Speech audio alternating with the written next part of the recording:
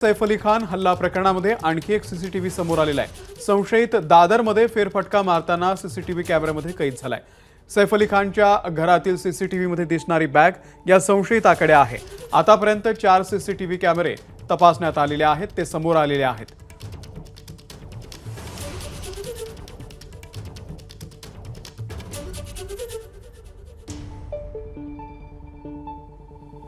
तर हे आणखी एक नवं सीसीटीव्ही फुटेज समोर आलेला आहे।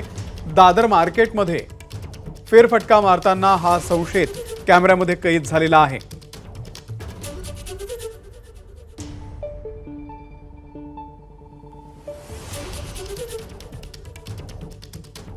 हल्ला प्रकरणामध्ये आतापर्यंत 4 सीसीटीव्ही फुटेज समोर आलेला आहे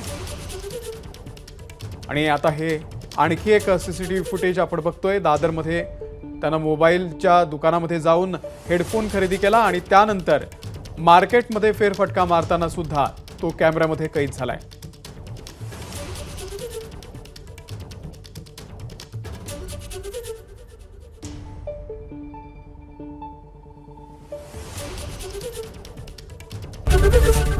एबीपी माझा, उघडा डोळे बघा नीट।